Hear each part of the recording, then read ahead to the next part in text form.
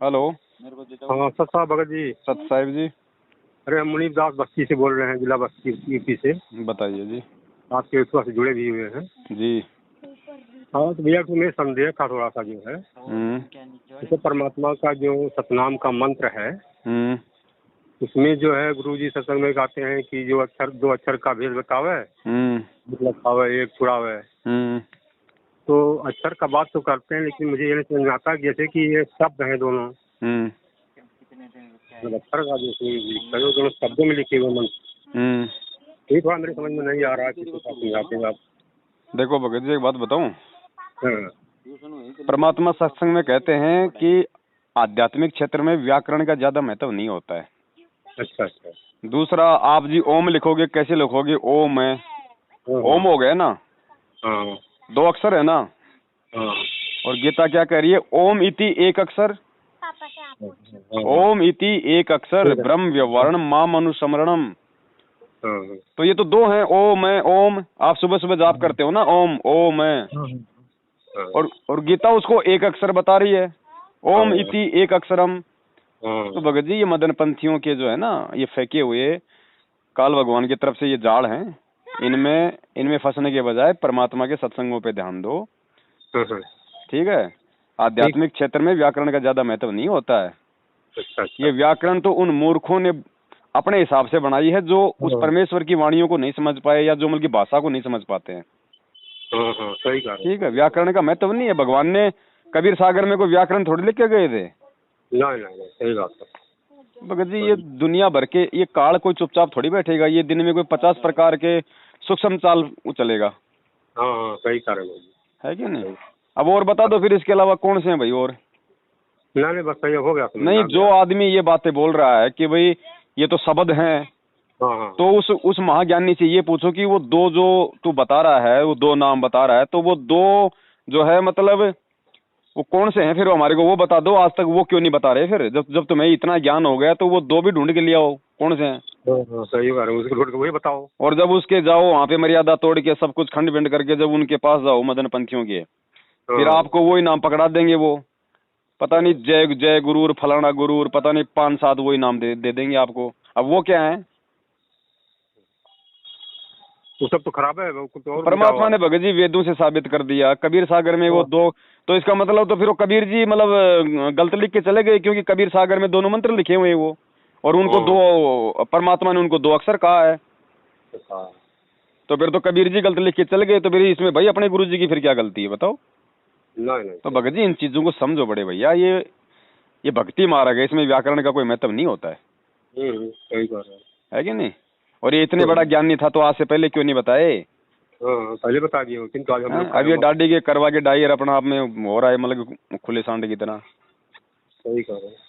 इनके पीछे मत चलो भगत जी, फंस जाओगे। यही काल का दाव है। इनके पीछे नहीं है भगत जी, ऐसा है थोड़ा मुझे संदेह था, तुमने कहा भगत जी ना, इस बात की तो शंका नहीं आनी चाहिए ना भगत जी, क्योंकि मालिक ने दो अक्षर आपको दे भी रखे होंगे, आपको बता भी रखे होंगे। एक बात बताओ, हमारे बाप दादा, हमारे दादा परदादा जब हम छोटे छोटे थे, हम जब खेला करते थे, उनकी बात नहीं मानते थे, तो वो क्या कहा करते थे कि रे भाई 2 अक्षर याद कर ले, नहीं तो जिंदगी में रोएगा। तो क्या दो अक्षर याद करने से क्या आदमी मतलब ज्ञानी बन जाएगा? पूरी उसको मतलब समझ में आ जाएगी? 2 अक्षर तो कोई दो अक्षर क्या, हम तो मतलब की 52 अक्षर याद करते थे। क ख ग घ ड़ च छ ज झ ण। हमने तो 52 कर लिए, दादा तो खाली 2 ही बता रहा था। तो उसके बोलने का मतलब क्या था? वहाँ पे 2 अक्षर का मतलब है बेटा कुछ पढ़ाई कर ले। तो इन चीजों को समझो भगत जी। ठीक है, समझ में आई भगत जी। अच्छा भगत जी, एक ही और समाधान थोड़ा कर लीजिए जी। जैसे कि हमारे पास 21 साल की लड़की, उसकी मुझे शादी करना है जी। तो आप जनरल यादव की जगत में जाओ तो लोग तमाम दहेज मांगते हैं जी। और परिवार हमारे जो है हम ही तो लोग देती हैं जी। तो परिवार वाले भी मेरे देना चाहते हैं उनको दहेज, कुछ ना कुछ उनकी औकात है और हम उसको देना नहीं चाहते। हम तो सीधा रामायणी कराने के फेवर में, क्योंकि हमारी मर्यादा नष्ट हो जाएगी। तो भगत जी इसमें ऐसा है कि जैसे कि हम उनकी बात, उनको जो है जो शादी में खर्चा होगा वो रुपया जैसे हम कमाते हैं, होमगार्ड में हैं हम कमाते हैं मतलब, तो पैसा शादी में हम ही को सब देना पड़ेगा, भले अपने लड़के के माध्यम से करवावें। मान ली शादी हम नहीं करते, लड़के के माध्यम से करवाऊँ तो रुपया तो मेरा ही लगेगा, तो इसका दोष भागी हम भी हो जाएंगे। लड़की नाम उपदेशी है क्या? नहीं, विदेशी केवल मैं हूँ, तो लड़की उड़की नहीं देखती है। तो लड़की को भी जोड़ो भक्ति से। हाँ, बच्चे को भी जोड़ो और फिर किसी भगत के यहाँ पे रमणी कर दो। भगत जी ऐसा है कि सेवक भक्तों में बहुत कम अभी मिल पा रहे हैं जो है। भगत जी देखो ऐसा है, जहाँ आपकी बेटी का भगवान ने संस्कार जोड़ रखा ना वही होगा, चाहे आप कितनी कोशिश कर लो भगत जी। बस मालिक ने ये कहा भैया सोच समझ के करो, अगले का सब कुछ देख दाख के उसके बाद करो। तो सोच समझ के भगत जी आप चाहे मतलब जगत में करो ना, मालिक ने मना थोड़ी किया, आप अपनी बातें रखो पहले। अच्छा, अब जगत कोई अलग थोड़ी हो गया, फिर तो अपनी रिश्तेदारियां भी फिर तो तोड़ दो। जगत कौन है भगत जी? हम भी तो पहले जगत ही थे नाम लेने से पहले। जगत में थे, हाँ। तो जगत कोई अलग थोड़ी, जगत तो भगतों से भी 100 गुना अच्छे हैं आज वर्तमान में। तो अगले के सामने खोल के सारी बातें रखो भगत जी, बहुत अच्छे अच्छे लोग हैं, दूसरे पंथों के लोग भी हैं। गुरुजी ने मना थोड़ी किया कि भाई तुम राधा स्वामी वालों के शादी मत करो। अरे अगर लड़का अच्छा है, नेक विचार है, अच्छा परिवार है, उसको पहले उसको अपने नियम बता दो कि भैया ऐसे ऐसे मैंने गुरुजी की शरण ले रखी है और मैं तो भैया इस हिसाब से बिल्कुल सामान्य तरीके से मतलब शादी विवाह करूंगा। तो क्या दिक्कत है भगत जी उसके अंदर? आप कौन से मतलब नाम लेके शादी करी थी? आपने किसी भगत की शादी की थी क्या? तो इन बातों पे विचार करो भगत जी, ऐसे मत घबराओ। और मैं तो कहता हूँ कि भगतों में शादी करने से ज्यादा नाटक हो रहे हैं जगत के बजाय। जगत के बजाय तो भगत लोग ज्यादा ड्रामे कर रहे हैं, रमणियां कर करके छोड़ रहे हैं उनको। जगत वाले कम से कम छोड़ते तो नहीं है। भगत जी मैनेजमेंट वाले सब कर रहे हैं जो है, तो मैनेजमेंट वालों के मत करो ना भगत जी। नहीं, उनके वहाँ नहीं करेंगे, मतलब यही करते हैं सब काम। बाकी देखो मालिक ने जहाँ बेटे का रिश्ता जोड़ रखा वही होगा, आप केवल निमित्त बनाओ, बातचीत तो करो अपने रिश्तेदारी में, यहाँ पे बातचीत छेड़ो अपने, और किसी खास जो है मतलब यार दोस्त के पास में बात छेड़ो। कोई भगत मिले तो वहाँ पे भी बात छेड़ो भगत जी। अब हम तो भगत जी ठेका ना लेंगे ना भगत जी हम ले रहे हैं, क्योंकि हमें तो मालूम है भगत जी आज तो कोई सत्सेवक बना हुआ है, 4 दिन बाद में पता नहीं उसकी गाड़ी कहाँ दौड़ जाती है। नहीं तो बात सही है। फिर कह देंगे ये तो पवन दास बन रहा था बीच में पंडित। अब फालतू में हमारे को और एक नई बदनामी मिल जाएगी। वो बात नहीं, मैं आपसे सलाह ले रहा हूँ, समझ रहा हूँ कि कैसे हम क्या रहे हैं, हमारी मर्यादा कैसे। तो आप कोशिश करो, तो मालिक ने जोड़ रखा उसका तो भगत जी, उसका तो पहले से परमात्मा ने संस्कार बना रखा है। कोशिश करो आप, ऐसी बात नहीं है, परमात्मा दया करते हैं। लेकिन भगत जी परिवार वाले नहीं मानते हैं। देखो भगत जी देखो वही बात है, ज्ञान समझ में आ गया तो फिर सिर धड़ की बाजी है। या तो अगर नहीं मान रहे हैं तो फिर सारा छोड़ दो ना परिवार वालों पे। अगर इतने ज्यादा अगर चिंतित हैं तो उन्होंने भैया पैसा भी तुम ही लगाओ, सारा काम तुम ही करो, मेरा कोई लेन देन नहीं है। अब पैसे तो आप दोगे, ब्याह वो करेंगे। सही कर रहे हैं भैया फिर तुम ही करो ना, जब तुम्हें इतनी चिंता है तो। और नहीं है तो फिर साइड में हटो, मैं करूंगा मेरे हिसाब से। और आपके भगत जी 5-10 लड़की होती तो फिर कौन करता? वो चलो एक का कर देंगे, बाकियों का फिर कौन करता? तो हमें ही कर पड़ती है। तो क्यों उनके पीछे पड़ रहे हो भगत जी? भगवान मिला है, बड़ी मुश्किल से अपनी मर्यादा निभाओ भगत जी। तो ये अरे नहीं शादी होगी तो कौन सी बड़ी बात है, मुझे ये बता दो आप भगत जी। नहीं होगी तो उसके संस्कार में नहीं है। मीरा ने बेचारी मीरा की तो जबरदस्ती शादी करी थी, वो तो शादी नहीं करवा रही थी। और लास्ट में छोड़ी थी। और शादी करवा के आप और हम कितने सुखी हैं वो देख लो भाई। सही बात नहीं। तो बेटियों का जहाँ भगवान ने रिश्ता जोड़ रखा वो अपने आप ले जाएगा भगत जी। एक रुपए का वो मत करना जबरदस्ती। कहीं आप सोचो भाई बेटी 21 साल की हो गई, 21 साल कोई भगत जी ज्यादा नहीं होते हैं, ध्यान रखना। आजकल 24, 25, 26 साल तो वैसे नॉर्मली लोग मतलब शादियां करते हैं ऐसे। और फिर तब तक तो परमात्मा आ लेंगे भगत जी, ज्यादा समय थोड़ी रहेंगे अब। उसके बाद फिर कौन बचेगा? वही बचेंगे जो बिल्कुल अच्छी आत्मा होंगी। वो तो फिर आप चाहे आंख बंद करके रिश्ते करो, फिर तो थोड़ा इंतजार करो, जल्दबाजी में कहीं ऐसा ना हो फिर आपके ये भक्ति से ध्यान हटके फिर उस बेटी पे लग जाए। ना ऐसा बात ना हो पाई, जहाँ तक कोशिश है।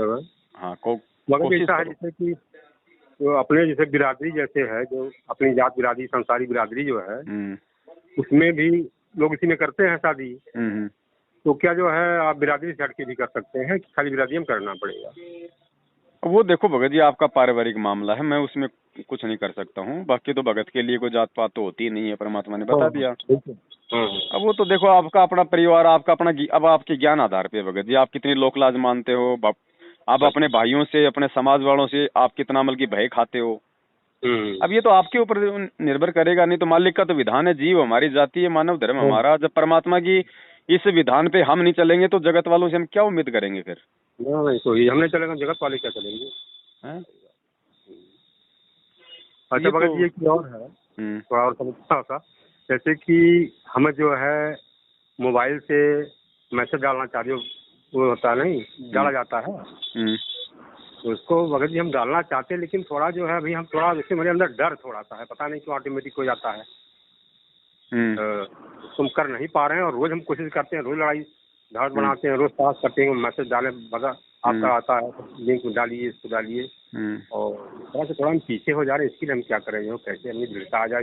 ये तो भगत जी परमात्मा से प्रार्थना करो, अब ये तो वही बात है, सारा सिस्टम यहाँ पे ज्ञान पे आके अटक जाता है भगत जी। विज्ञान तुम्हारे समझ में बिल्कुल आ चुका, सब कुछ भगत जी एक बात बताओ, समझ में ज्ञान आ चुका होता तो आप उनको शेयर नहीं करते क्या? ज्ञान ही तो समझ में नहीं आया भाई, सबसे बड़ी कमजोरी यही तो है। अच्छा। अरे ज्ञान समझ में आ गया तो सतगुरु समझ में आ गया, सतगुरु समझ में आ गया तो सतगुरु का मिशन समझ में आ गया, और सतगुरु का मिशन समझ में आ गया तो फिर आपको ये पवनदास भी समझ में आ जाएगा, और पवनदास समझ में आ गया तो फिर शेयर करने में डर काहे का? भगत जी ऑटोमेटिक हो जाता है, बस यही मुझे समझ में नहीं आ रहा कि क्यों ऑटोमेटिक ऐसा हो जाता है। वो तो भगत जी अब आपके संस्कारों पे है बड़े भाई, उसमें तो मैं कुछ वो नहीं कर सकता।